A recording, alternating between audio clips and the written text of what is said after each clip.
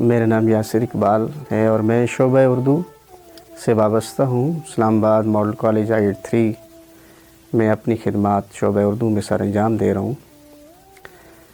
और मेरा एमफिल जो हुआ है वो उसका मौजू गज़ल गायकी के असालीब का तहकीकी और तनकीदी जायज़ा रहा है ये मौजू, और इस पे मैंने काम की है, जिसके अंदर मैंने हिंदुस्तानी मौसीकी की मुख्तलिफ़ जो शक्लें हैं, मुख्तलिफ़ जो शेप्स हैं, और हिंदुस्तानी मौसीकी के अंदर जो असनाफ़ मौसीकी हैं उनको डिस्कस किया है। और उसके साथ साथ बिलख़ुसूस गज़ल जो है वो ख़ास तौर पर मौजू रही है, और गज़ल के गनाई असालीब वो डिस्कस हुए हैं इसके अंदर। और ये दिखाया गया है इस थीसिस के अंदर कि गज़ल ने गायकी के अंदर क्या क्या रूप स्वरूप बनाए हैं और किस तरह इसकी शेप्स, जो गनाई शेप्स थी, वो किस तरह बनती गईं। और इस तरीके से ये एक हवाले से मुनफरिद सा मौजू था, जिसके मेरे निगरान मेरे उस्ताद डॉक्टर अरशद महमूद नशाद साहब भी रहे। और उनको निगरान रखने का भी एक यही था कि वो चूँकि ख़ुद संगीत शनासी का एक गहरा इदराक रखते हैं, और मेरे लिए ऐसा ही निगरान ज़्यादा मुनासिब था जो मेरे इस मौजू को समझता। इस मौजू पर काम करने की बुनियादी वजह जो मेरी थी वो ये थी कि मैंने देखा कि उर्दू अदब के अंदर मौसीकी को, जो कि ख़ुद भी एक तख्लीकी अमल है मौसीकी, और मैंने देखा कि शायरी जो कि अदब के ख़ास हिस्सा है, शायरी और मौसीकी के अंदर इस कदर बाहमी इश्तराकात हैं कि अगर हम एक को नज़रअंदाज करके सिर्फ़ शायरी को देखें तब भी हम शायरी से उस तरह हाज़ नहीं उठा सकते। और दोनों की सरहदें करीब करीब ही हैं तख्लीकी अमल में, दोनों का जज्बात से, एहसासात से गहरा ताल्लुक़ है। और दोनों के तख्लीकी अमल में जो एक फ़नकार है या जो एक तख्लीकार है वो एक जैसे ही तकरीबन तजुर्बात से दो चार होता है। और बुनियादी तौर पर मेरा इस मौजू पे काम करने का एक मकसद ये भी था कि अदब के दायरे के अंदर जो ये मौसीकी है या फ़नून लतीफ़ा जो हैं वो क्यों नहीं इस दायरे में आते। हालांकि अदब का तो दायरा बहुत वसी है, उसके अंदर अदब की जहतें सिर्फ़ हम अपने तौर पर नावल, अफ़साना या दीगर जो फ़िक्शन की हैं किस्में, या उसके अलावा शायरी के अलावा या कुछ तनकीद के अलावा हमारे यहाँ फ़नून लतीफ़ा को क्यों अदब में नहीं डिस्कस किया जाता, वो जगह नहीं दी जाती। तो एक हवाले से मैंने इस नज़र से, नुक्ता नज़र से भी देखा कि मौसीकी जो कि ख़ास तौर पर अगर हम देखते हैं तो एक ज़माने में एक अदब का हिस्सा रही हमारे यहाँ पाकिस्तान में, चूँकि इसको एक अलग से एक मौजू दिया गया और अदब के अंदर शामिल नहीं किया जा रहा था। तो मैंने इस हवाले से भी इसके ऊपर मेरा था कि मैं काम करूं और अदब और मौसीकी, शायरी और मौसीकी के बाहमी इश्तराकात को सामने लेके आऊँ। तो इस हवाले से मैंने इस पर काम किया। जिस मौजू का इंतखाब किया जाए उस मौजू के बारे में आपको आगाही होनी चाहिए, आपको पता होना चाहिए। तो मेरा इस मौजू पे काम करने का एक तो ये भी था कि मैं ख़ुद चूँकि गज़ल गायकी से वाबस्ता था, मौसीकी को अमलन जानता भी था।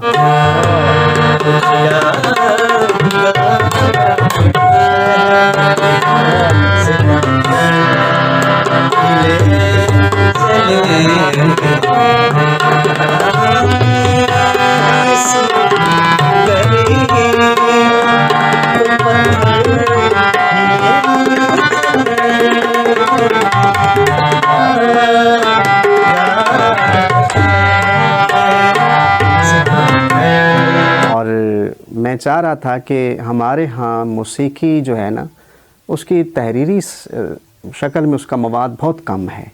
चूँकि मौसीकी एक सुनने वाली चीज़ है, एक गा कर पेश करने वाली चीज़ है।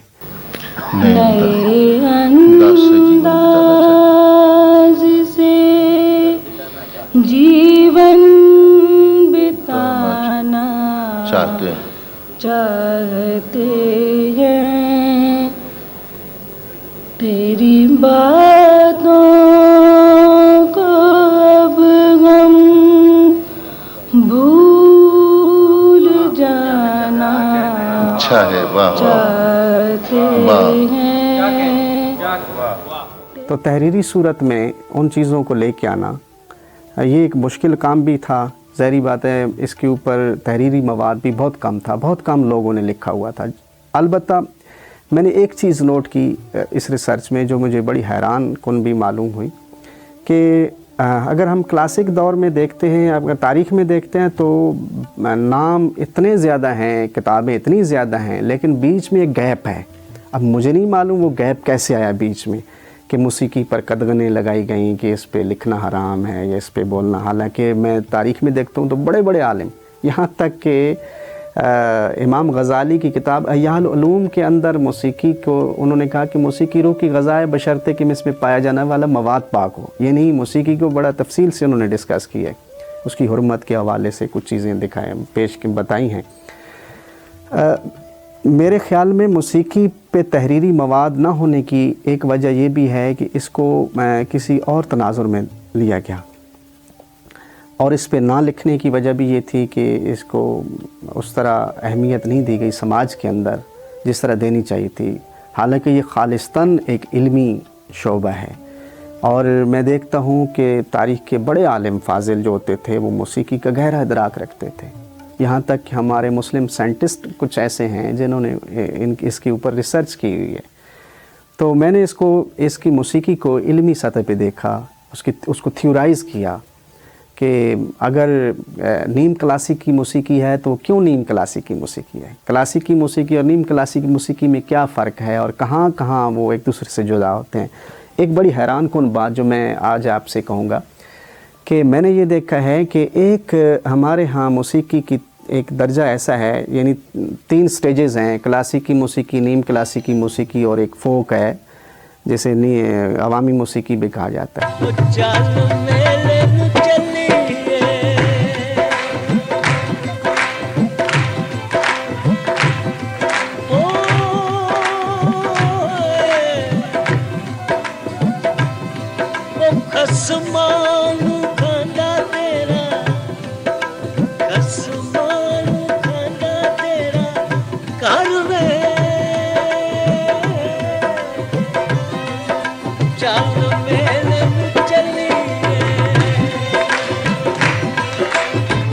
बुनियादी तौर पर अवामी मौसीकी से ये क्लासिकी मौसीकी फूटी है, यानी ये रफ़ सा, ये ख़ाम माल जो था, मवाद था अवामी मौसीकी का, इसने जब मुनज़्ज़म शक्ल इख्तियार की, इसको एक ख़ास नज़्म व ज़ब्त के अंदर लाया गया, इसको एक ख़ास उसकी मुबादियात में पाबंद किया गया, तो क्लासिकी मौसीकी जिसकी पाबंदी बहुत ज़रूरी है गायक के लिए।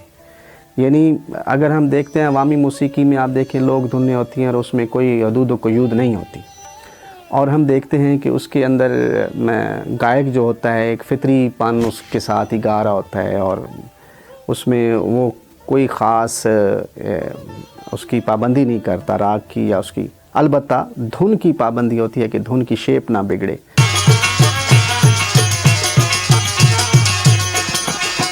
लैला वो लैला, लैला वो लैला बेहतर बरा पहला मिजाजिए लैला, लैला वो अल्ले, लैला वो जानी, लैला वो लैला, लैला वो लैला बेहतर बरा पहला मिजाजिए लैला। वो खूबसूरत हो, वो अच्छी हो सुनने में, लेकिन मैंने देखा और ये किताबों में भी साबित हुआ कि क्लासिकी मौसीकी में यही धुनें, यही राग, यही अवामी दर्जे, अवामी सतह पर गाए जाने वाली मौसीकी ने जब मुनज़्ज़म शक्ल इख्तियार की और एक ख़ास टूल्स इसके लिए बनाए गए, एक ख़ास रूल्स बनाए गए, इसके लिए ख़ास एक निज़ाम बनाया गया, तो मैंने देखा उसमें से जो मौसीकी फूटी वो क्लासिकी मौसीकी।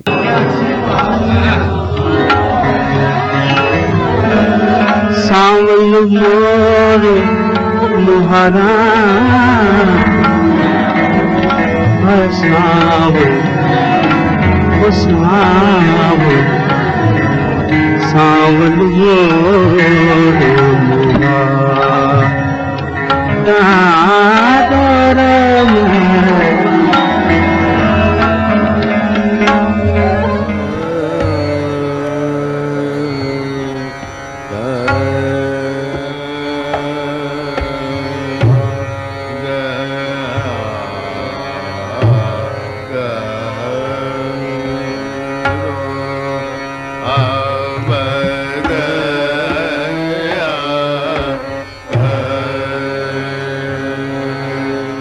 जिन एहसासात और जज्बात को बयान करने से शायरी कासिर रही है, वहाँ से मौसीकी का स्टार्ट होता है। मौसीकी उन जज्बात, उन एहसासात को बयान करती है जो लफ्ज़ों में नहीं हो सकते।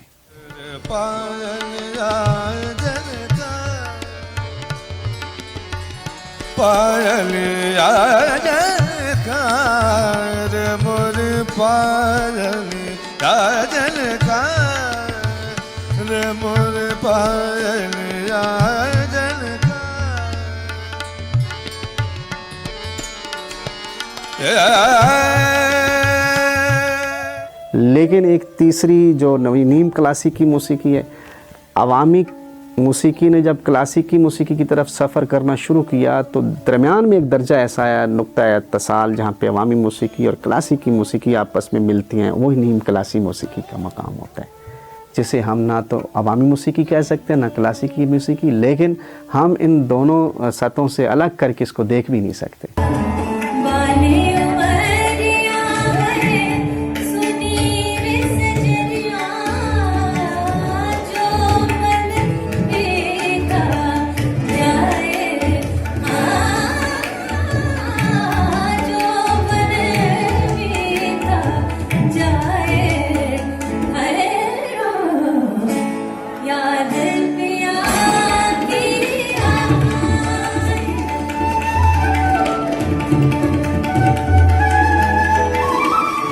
बुनियादी तौर पर नीम क्लासिकी मौसीकी का जो दौर शुरू होता है वो होता है कि जब मुग़लिया सल्तनत का ज़वाल आता है, लखनऊ बिलखसूस लखनऊ की तहज़ीब को ज़वाल आता है, तो उसमें कई ऐसी असनाफ़ जिसमें ठुमरी हो गई, ख़ास तौर पर ठुमरी मैं नाम ले रहा हूँ चूँकि ये नीम क्लासिकी मौसीकी की मरकज़ी हैसियत रखती है।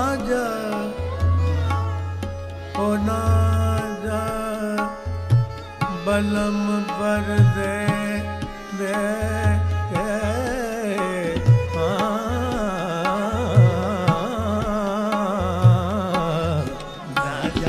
बलम पर दे ओ पद दे मोरे मन। शुरू में अगर हम देखते हैं तो हिंदुस्तान में शायरी होती ही गाने के लिए थी। मसलन भजन देखो, गीत देखो, गाने की चीज़ें ही होती थी। होरी, कजरी, ठीक है ना, जकरी एक लफ्ज़, कजरी अलग है, जकरी अलग है। जकरी जिसकी जो ज़करी की शक्ल है, कजरी एक ऐसा गाना होता था जो बरसात के मौसम में औरतें गाया करती थी। हिंदुस्तान में एक ख़ास तरह का ये गाना था। बहरहाल कहने का मकसद ये है कि कई असनाफ़ सामने आती हैं जो गाने के लिए ही होती थी, गा कर ही उनको पेश किया जाता था। सामवेद जो है उसके अंदर देखें तो हमें कई गीतों की निशानदेही होती है। जो पंडित इस वेद का आलिम बनता था वो खालिस्तन पहले मौसीकी से आशना होता था, मौसीकी को हासिल करता था, उसके इल्म को हासिल करता था ताकि उन गीतों को अच्छी तरह वो पेश कर सके। तो ये मौसीकी से मरबूत होना शायरी का एक बड़ा पुराना एक पुरानी रवायत है।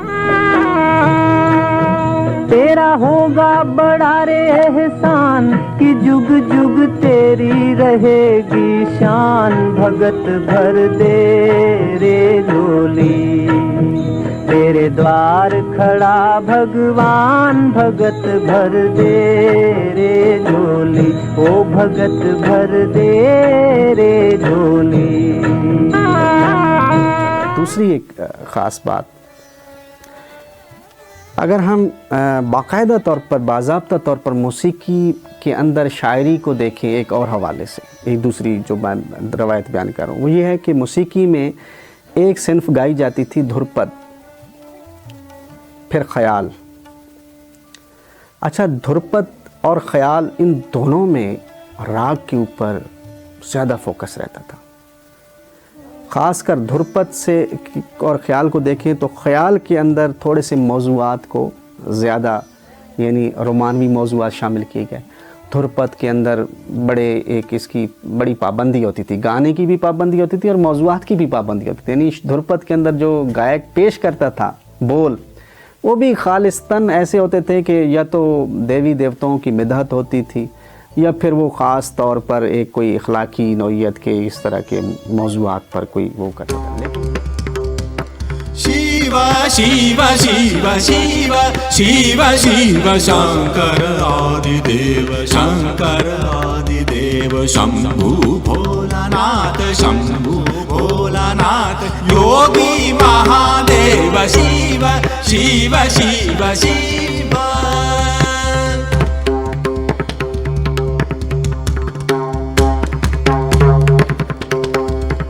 लेकिन ख़याल को मैं सेकुलर सिंफ सामने आई, यानी ख़याल बुनियादी तौर पर ख़याल ने उस जमूद को तोड़ा और ख़याल गायकों ने उसके अंदर ऐसी पोइट्री भी शामिल की जो खालिस्तान अवामी सतह की जज्बात का इजहार थी, एहसासात का। उसको वो जो है देवी देवताओं की मिदहत से बाहर निकाला और उसका दायरा फैलता गया।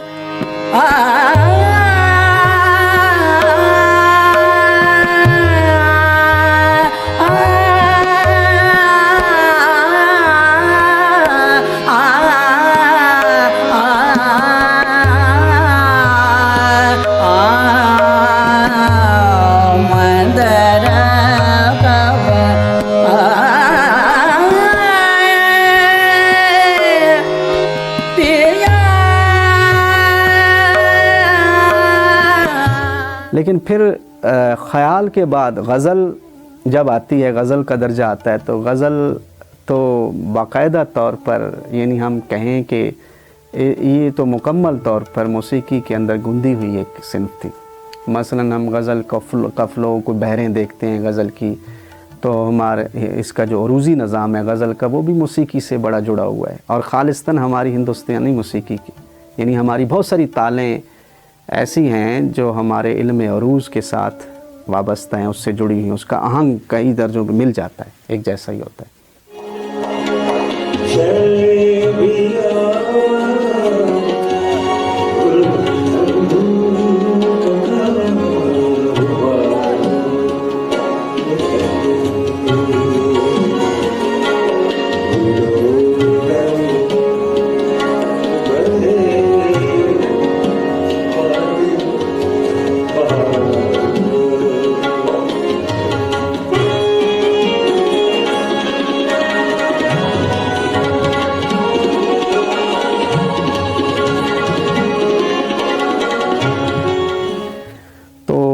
गज़ल के मकाम पे जब मौसीकी पहुँचती है तो मुकम्मल तौर पर, यानी शायरी की गायकी जिसे हम कहें, शायरी की गायकी, शायरी को गाया गया बाकायदा तौर पर, उसकी तफ़हीम, उसको बयान करना, उसके मतालिब को एक गायक शेर के मफ़हूम को उजागर करता था मुख्तलिफ़ ज़ेरो बम से आवाज़ के। तो ये इस तरह मौसीकी जो है, शायरी यहाँ पे आके इकट्ठी हो जाती है।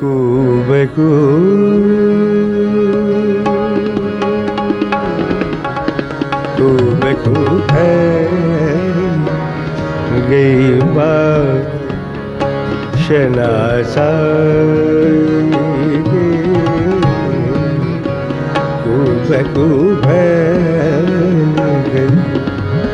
बात शनासा उसने खुशबू की तरह मेरी तू बहू है ये बात शनासा तू बहू प्यार भरे दो शर्मीले जिनसे मिला मेरे दिल को चैन कोई जाने ना क्यों मुझसे शर्माए कैसे मुझे तड़पाए। कवाली जो है ये बुनियादी तौर पर एक सिन्फ़ सुखन भी है जिसके अंदर आरिफाना कलाम पेश किया जाता है। हज़रत अमीर खुसरो से इसकी ईजाद, इसकी इख्तरा मंसूब है कवाली की। और कवाली कौल से मुश्तिक है कि जिसका मतलब बात कहना, कोई बात करना, कोई फरमान पढ़ देना, इस तरह। तो कवाली जो है ये जब हम आगे देखते हैं अमीर खुसरो दौर के बाद, तो कवाली के अंदर नई चीज़ें भी शामिल हुई। हमारे असालीब कवाल जो मुख्तलिफ़ असालीब बरतते हैं कवाली के अंदर, किसी ने अमीर खुसरो के अभी तक उसलूब को बाकी रखा हुआ है, तराने की आमेज़िश कर देते हैं उसके अंदर, और ख़ास तर उसी अंग के अंदर तराना। चूँकि अमीर खुसरो से ये भी एक सिनफ़ है, चूँकि इसके अंदर मुहम्मिल बोल होते हैं, लेकिन ये है कि ये हज़रत अमीर खुसरो रहमतुल्लाह अलैह की ख़ास एक इख्तरा है, कवाली और तराना। इसको बाज़ दफ़ा उन्होंने कई जगह पे ऐसा है कि मरबूत दोनों को एक साथ मिला के भी पेश किया है। तो आज भी हमारे यहाँ कवाली गाते गाते बीच में तराने की आमेज़िश कर देते हैं, तो बड़ी अच्छी एक लगती है, बहुत बड़ा एक अच्छा लगता है कि एक तरफ हमें वो याद भी ताज़ा हो जाती है अमीर खुसरो रहमतुल्लाह अलैह की इस उसलूब की।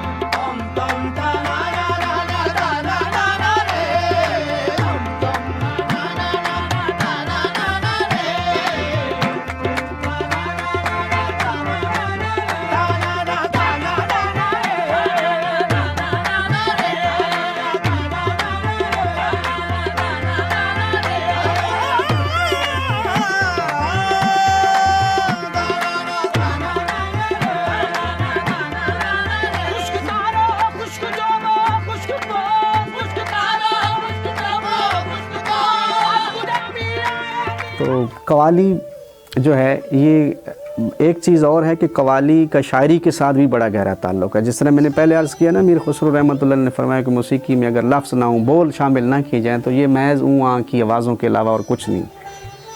तो बोल जो है ना, जितने ज़्यादा मुअस्सर और बामैनी होंगे, उतना ही कवाली का असलूब जो है वो ज़्यादा अच्छा होगा। और कवाली गाने के लिए भी गायक की तैयारी बहुत ज़्यादा होनी चाहिए, उसका हाफ़ज़ा तेज़ होना चाहिए, उसको कलाम पे पूरा अबूर होना चाहिए, जो शेर फहमी है वो उसके अंदर बहुत ज़्यादा होनी चाहिए। छाप तिलक सब चीर रे, छाप तिलक सब चीर रे, मुझसे मैं नाम लाई दे। छाप तिलक सब चीर रे, छाप तिलक सब चीर रे, मुझसे मैं नाम लाई दे।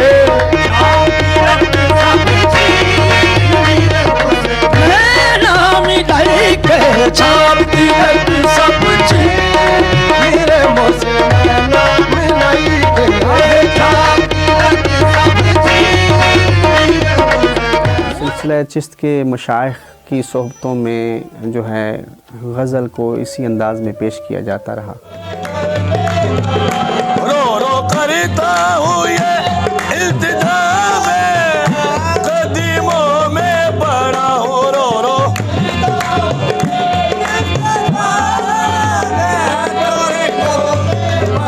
तुम्हारा हूँ गदा, सुन लो मोरी सदा।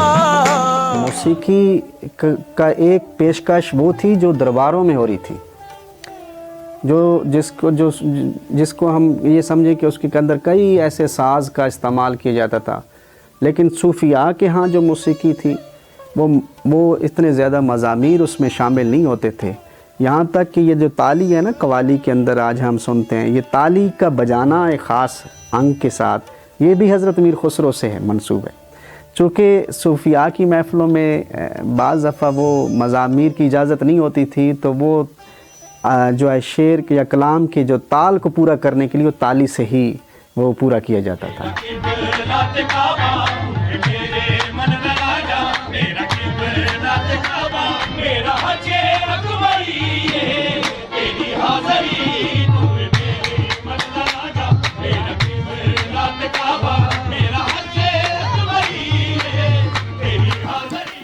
शायरों में हम देखते हैं तो हज़रत अमीर खुसरो रहमतुल्लाह अलैह न सिर्फ शायर थे बल्कि वो मौसीकी के अंदर भी बहुत बड़े आलिम थे। इस तरह ख्वाजा मीर दर्द शायर भी थे, मौसीकी का गहरा उन शऊर रखते थे। बहुत सारे हमारे यहाँ जो शोरा हैं उनकी मकबूलियत की एक वजह ये भी है कि उन्होंने उन बहरों का इस्तेमाल किया है जो आवाम के मिजाज के मुताबिक या उसका आहंग बड़ा एक दिल पजीर सा, एक मौसर सा, एक बड़ा लगता है कि उसके अंदर शेर पढ़ते हैं तो हमें बड़ा अच्छा लगता है।